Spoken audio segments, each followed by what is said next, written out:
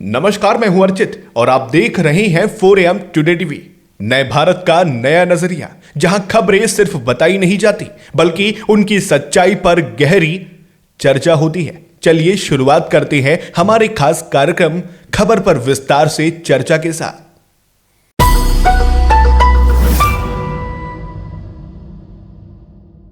पश्चिम बंगाल, जहां हर चुनाव सिर्फ सत्ता बदलने की कहानी नहीं लिखता बल्कि देश की राजनीति की दिशा तय करता है। लेकिन इस बार जो तस्वीर सामने आई है उसने कई बड़े सवाल खड़े कर दिए हैं। क्या रिकॉर्ड तोड़ वोटिंग बदलाव का संकेत है या जनता ने फिर से मौजूदा सरकार पर भरोसा जताया है? क्या ममता बनर्जी का किला अब भी उतना ही मजबूत है या मोदी और अमित शाह की रणनीति बंगाल की जमीन पर असर दिखा रही है? और सबसे बड़ा सवाल, पहला राउंड आखिर किसके नाम जा रहा है? 152 सीटों पर मतदान और करीब 90% के आसपास वोटिंग, यह सिर्फ एक आंकड़ा नहीं है, यह एक संकेत है। लेकिन असली पेच यही फंसता है, इतनी भारी वोटिंग किसके पक्ष में गई? क्या यह सत्ता के समर्थन में लहर है या सत्ता के खिलाफ गुस्सा? यही पहला बड़ा सवाल है जो पूरे चुनाव को उलझा देता है। अब जरा जमीन की तस्वीर समझिए। उत्तर बंगाल में बीजेपी की पकड़ मजबूत मानी जाती है और वहां उत्साह भी दिखा। लेकिन मुर्शिदाबाद, मालदा और वीरभूमि जैसे इलाकों में भारी वोटिंग और लंबी कतारें इस बात का संकेत देती हैं कि वहां दूसरी कहानी लिखी जा रही है। जंगल महल, पुरुलिया और बांकुरा, यहां मुकाबला इतना कड़ा है कि साफ तौर पर कोई आगे नजर नहीं आता। यानी राज्य का हर हिस्सा अलग संकेत दे रहा है और यही इस चुनाव का दूसरा बड़ा पेच है। अब आते हैं तीसरे और सबसे अहम पेच पर, माइनॉरिटी वोटिंग। जिन इलाकों में पहले डर और संदेह की बात कही जा रही थी, वहीं इस बार बड़ी संख्या में लोग वोट देने पहुंचे। यह सिर्फ टर्नआउट नहीं है, यह एक संदेश है। लेकिन सवाल वही, क्या यह वोट एकजुट होकर एक दिशा में जाएगा या अंदर ही अंदर बंटवारा है? यही वह बिंदु है जो पूरे नतीजे को बदल सकता है। इसके साथ ही आरोपों का दौर भी जारी रहा। वोटर लिस्ट से नाम कटने की बातें, केंद्रीय बलों की तैनाती पर सवाल, प्रशासनिक बदलावों को लेकर विवाद, ये सभी मुद्दे चुनाव के दौरान सामने आए। हालांकि इन सभी दावों की हर स्तर पर पुष्टि नहीं हुई है, लेकिन इतना जरूर है कि इन आरोपों ने माहौल को गर्मा दिया। और यही चौथा पेच है, क्या असली लड़ाई वोट की है या धारणा की? राजनीतिक नजरिए से देखें तो बीजेपी का कहना है कि इतनी बड़ी सुरक्षा व्यवस्था निष्पक्ष चुनाव के लिए जरूरी है। वहीं टीएमसी का आरोप है कि दबाव बनाने की कोशिश की जा रही है। कई जगहों से झड़प और विवाद की खबरें भी सामने आई। हालांकि भारी सुरक्षा इंतजामों के चलते हालात पूरी तरह बिगड़ने नहीं दिए गए। यही वजह रही कि लोग डर के बावजूद घरों से बाहर निकले और बड़ी संख्या में अपने मताधिकार का इस्तेमाल किया।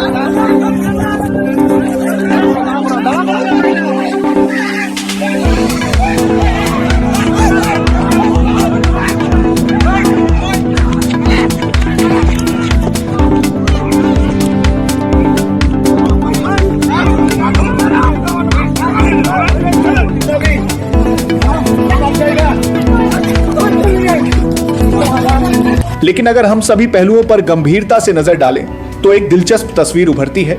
शुरुआती संकेतों में ऐसा लग रहा है कि पहले चरण में ममता दीदी की पार्टी थोड़ी पिछड़ती हुई नजर आ रही है, वहीं बीजेपी को हल्की सी बढ़त मिलती दिखाई दे रही है।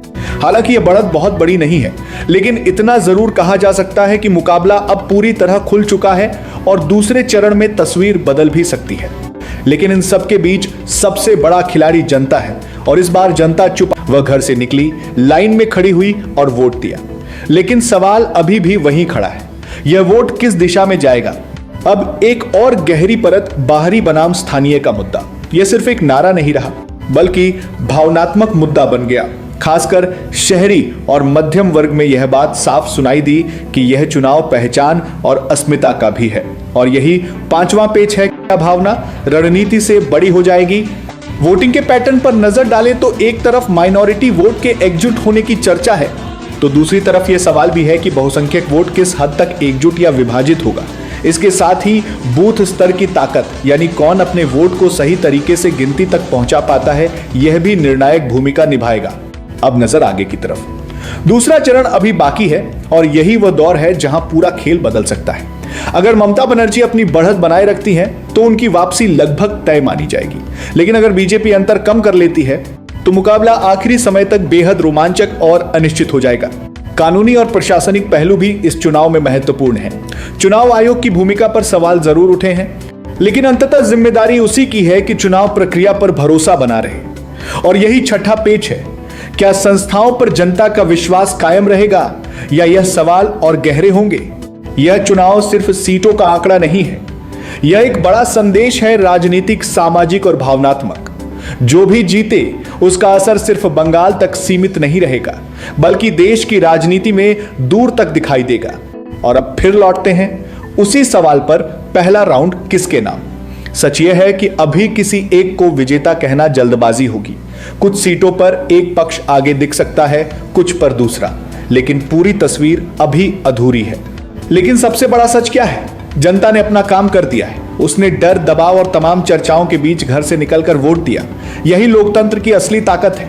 अब फैसला मशीनों में बंद है और नतीजे ही बताएंगे कि किसकी रणनीति काम आई और किसकी राजनीति।